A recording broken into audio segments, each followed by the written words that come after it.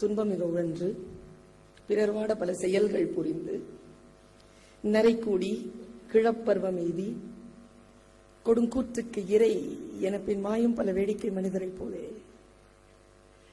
நானும் வீழ்வேன் என்று நினைத்தாயோ?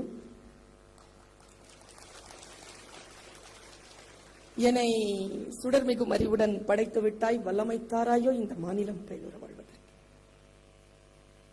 தெளிவுறவே அறிந்திடுதல், தெளிவுறவே அறிந்திடுதல், தெளிவு பெற மொழிந்திடுதல், சிந்திப்போர்க்கே களிவளர உள்ளத்தில் ஆனந்த கனவு பல காட்டல், கண்ணீர் துளி வர உள் உருக்குதல், இவையாவும் நீ அருளும் பணிகளன்றோ எனும் மகாகவி பாரதியின் சரஸ்வதி வணக்கத்தையும் முன்வைத்து நம் அத்துணை பேருக்கும் பெற்றோர் அப்படின்னு தானே பேரு. உண்மையிலேயே நாம பெற்றோரா? நாம் இந்த குழந்தைகளை இந்த உலகத்திற்கு தந்தவர்கள் தானே? அப்படி என்றால் நாம் தந்தோர் தானே? நாம் ஏன் பெற்றோர்? இந்த பள்ளிக்கூடத்துக்கு பிள்ளைங்களை தந்தோர், இந்த சமூகத்திற்கு பிள்ளைகளை தந்தோர், பலர் ஆடி கழிப்பதற்காக நம்முடைய குழந்தைகளை அவர்களுக்கு தந்தோர். நாம் தந்தோர் தானே, நாம் ஏன் பெற்றோர்? புருஷன் பொண்டாட்டி பேசுறது பார்த்திருக்கீங்களா? உனக்கு ஒரு வாரிசை தந்தவனா அந்த அம்மா, நீ வெள்ளையும் சொல்லியமா வெளியில சுத்திரிய, அதுக்கு உனக்குன்னு ஒரு பேர் சொல்ற பிள்ளைய தந்தவனா பேசிக்கிறது பார்த்திருக்கோம்ல. ஒரு வாரிசு தரத்துக்காக வந்த மகாலட்சுமி. தந்தோர் தந்தோர் என்று இருக்கக்கூடிய நம்மை ஏன் பெற்றோர் பெற்றோர் என்று பேசுகிறார்கள் என்றால், உண்மையில் நாம் தந்தோர் இல்லை. இறைவனுடைய அருட்கொடையினால், இயற்கையினுடைய அருட்கொடையினால் பிள்ளை என்ற வரம் பெற்றவர்கள் நாம். அதனால் நாம் பெற்றோர். நம் வீட்டுல ஒரு குழந்தை இருக்குன்னா அதுக்கு ஏதாவது ஒண்ணு சொல்லி கொடுத்துடணும்னு நினைக்க கூடாது. அதுக்காக வரல நம்ம வீட்டுக்கு அந்த குழந்தை, நமக்கு ஏதோ சொல்லி கொடுப்பதற்காகத்தான் அது வந்திருக்கிறது. அது நமக்கு ஏதோ ஒண்ணு சொல்லி கொடுக்குது. பணம் சம்பாதிக்கிறது மட்டும் உலகத்துல மிகப்பெரிய வெற்றியாக நான் கருதவில்லை. அதனால் என்னுடைய வாழ்க்கையில் வெற்றி என்பதும் முழுமை என்பதும் வேறு. அப்படி ஒவ்வொருவருக்கும் ஒவ்வொரு கருத்து இருக்கலாம். வாழ்க்கையில் நஷ்டம் வரலாம், தோற்கக்கூடாது. ஒவ்வொருவருக்குமான புரிதல் இது. ஓஷோ ஒரு இடத்துல மிக முக்கியமா ஆர்ட் ஆஃப் பேரண்டிங் ஒரு இடத்துல சொல்றாரு. மிக முக்கியமான கருத்து. ஓஷோவிடம் எனக்கு முரண்படுவதற்கு பல லட்சம் பல கோடி விஷயங்கள் இருந்தாலும் சில 100 விஷயங்கள் ஒப்புக்கொள்வதற்கு உண்டு. அதில் ஒன்று இது. அவர் சொல்கிறார், இப்போ பிள்ளைய அடிக்கிறோம் தெரியுமா, ஒருத்தவங்க பலமா தலையாட்டுறாங்க ஆமான்னு. இந்த அம்மா அடிச்சா கூட வலிக்காதுங்க, அப்பாலாம் அடிக்கூடாது. கை பாருங்க, உங்க கை எவ்வளவு பெருசா இருக்கு. எவ்வளவு ஒரு நாள் என் பையனை அவங்க அப்பா அடிக்கிறதுக்கு போனாரு பாருங்க, 5 வயசு இருக்குங்க. அவன் சூப்பரா ஒரு டயலாக் சொன்ன, அப்பா வெயிட், தப்பு பண்ணிருக்கான், வெயிட் அப்படின்னா அவர் அப்படியே ஓங்கி நின்னாரு பாருங்க. வெயிட்டா, யூ ஆர் ஆங்கிரி அப்படின்னு கேட்டான். அவர்ல கைய தூக்கிட்டு மறுபடியும் கிட்ட போற, பாப்பா ஒரே ஒரு நிமிஷம், கோவமா இருந்தா அடிக்காதப்பா. அவர் கேக்குறாரு ஏன் அப்படின்னு கேக்குறாரு.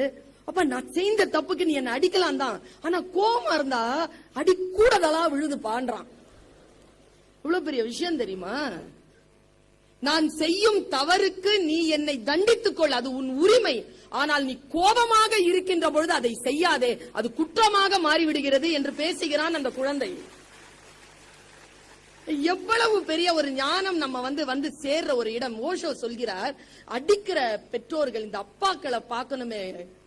கடவுளே, அடிச்சிட்டு நீங்க ஆடுற ஆட்டம், உங்களுடைய டயலாகு, உங்களுடைய டிராமா. அடிச்சிட்டேன் பிள்ளைய அடிச்சிருக்க கூடாது, அடிச்சிட்டேன். இந்த தர்மி சுத்துவான் தெரியுமா, எனக்கு இல்ல எனக்கு இல்ல எனக்கு இது எனக்கு இல்ல, அந்த மாதிரி அலைகிற பெற்றோர்கள்ல தகப்பன்மார்களை நான் பார்க்கிறேன். அடிச்சிட்டு ஓஷோ சொல்கிறார், ரொம்ப அழகா சொல்வார் அந்த காட்சிய. அடிச்சிட்டு என்ன செய்வாராம் அப்பா, ஏய் வா பையன் போவான், அப்பா அப்பா அடிச்சிட்டேன், இனிமே அந்த தப்பெல்லாம் படக்கூடாது, சரி போய் பைக் சாவி எடுத்துட்டு. ஏன்பா, ஏனா, சரிப்பா வா ஐஸ்கிரீம் சாப்பிட போ. அந்த குழந்தை நம்மளோட வருதுங்க, நம்ம யோசிச்சு பார்த்திருக்கோமா, நம்மளை எவனாவது அடிச்சு பைக் சாவி எடுத்துட்டு வா ஐஸ்கிரீம் சாப்பிட போலாம் போங்கிறீங்க. அந்த குழந்தை வருதுல்ல. ஓஷோ சொல்கிறார், தவறு செய்கின்ற குழந்தைகளை பெற்றோர்களுக்கு தண்டிக்க மட்டுமே தெரிகிறது, தன்னை தண்டிக்கும் பெரியவர்களை குழந்தைகளுக்குத்தான் மன்னிக்க தெரிகிறது என்பது. குழந்தைகள் நம்மை மன்னிக்கின்றன என்பதை மட்டும் நீங்கள் மனதில் கொள்ளுங்கள். பல நேரங்கள்ல அவங்க மன்னிக்கிறதுனால தான் நமக்கு வாழ்க்கைய ஓடிட்டு இருக்கு. அவர்கள் கதறுகிறார்கள், அவங்க கிட்ட ஒரு சஃபகேஷன் இருக்குங்க. இன்றைய காலகட்டத்தில் அந்த குழந்தைகள் ஒரு சஃபகேஷன்ல இருக்கு. அந்த பையன் நல்ல அந்த 8 வயசு, அவனுக்கு பார்த்தா அப்படி தெரியல, துணுண்டுல லேபர் ரூம்ல இருந்து அப்படியே கொண்டு வந்து உட்கார வைக்கிற மாதிரியே உட்கார்ந்துட்டு நல்லா பேசலாம் பாருங்க. அவன் பயம், எதை பார்த்தாலும் பயம், இங்க போன்றான் அங்க போங்கிறாங்க. இந்த பயம் வந்து குழந்தைகள், நான் உங்க குழந்தைகளுக்கு ஒன்று சொல்லுகிறேன், இவங்க எல்லாம் பேசுறாங்கல்ல, இப்ப நாங்க பேசுறோம், எல்லாரும் பேசுறோம், நீங்க வந்து எங்கள் மீது நிறைய கேள்விகள் வைக்கிறீர்கள். உங்களுக்கு எங்களால் பதில் சொல்ல முடியும், ஆனால் உங்கள் கேள்விகளுக்கான பதில் அல்ல அவை. எங்களுடைய நோக்கம் வேறு, உங்களுடைய வெல்பீயிங் தான் எங்களுடைய நோக்கம். எங்களுக்கு சொல்ல தெரியவில்லை, அவ்வளவுதான். எங்களுக்கு சொல்ல தெரியவில்லை. ஏன் தெரியுமா? இப்படி சொல்ற, நீங்க கொஞ்சம் மைண்ட் கிளியர் ஆயிடுங்க. இப்பதான் படிச்சேன், ஒரு பேப்பர்ல படிச்சேன். இந்த வயதில் எப்படி நடந்து கொள்வது என்று எனக்கு தெரியவில்லை. ஏனென்றால் இந்த வயதில் இதற்கு முன் நான் இருந்ததில்லை. ஆனால் உன் வயதில் நான் இருந்திருக்கிறேன், அதனால் சொல்கிறேன். இதுதான் 2 ஜெனரேஷனுக்குமான ஃபில்லப். அதை ஃபில்லப் பண்ணணும். தாத்தா பாட்டி வந்து குழந்தைகளையும் தாத்தா பாட்டியும் அட்ஜஸ்ட் பண்ணிக்க முடியாம ஒரு ஜெனரேஷன் சிக்கி சினாபினம் ஆகுதுன்னு சொல்லிட்டு ஒரு அம்மா சொல்லுச்சு. நான் உண்மையா சொல்றேங்க, ஆர்ட் ஆஃப் பேரண்டிங்ல மிக முக்கியமான விஷயம், நம்மை விட இந்த குழந்தைகள் மிக மிக மேலானவர்கள், சிறந்தவர்கள். இந்த ஜெனரேஷனை விட, என் ஜெனரேஷன்ல யாராவது இருந்தீங்கன்னா நம்மை விட இந்த குழந்தைகள் ரொம்ப உன்னதமானவர்கள். ஏன் தெரியுமா? நமக்கெல்லாம் என்னங்க என்டர்டைன்மெண்ட்? நம்ம காலத்துல புதன்கிழமை அன்னைக்கு ஒரு சித்திரஹாரம், அந்த தூர்தர்ஷன் கரெக்டா 5 மணிக்கு ஆரம்பிப்பான் பாருங்க. எப்படி உட்காந்து பாப்போம், அந்த கலர் கலரா அந்த கோட்டை, இந்த பிளாக் அண்ட் ஒயிட்லயே பாத்துட்டு உட்கார்ந்து இருப்போம்ல. எங்க அம்மா கிரவுன் கருணா சூப்பர்னு ஒரு டிவியை வாங்கி வச்சுக்கிட்டு அதுக்கு டோர் லாக் பண்ணி வைக்கோங்க,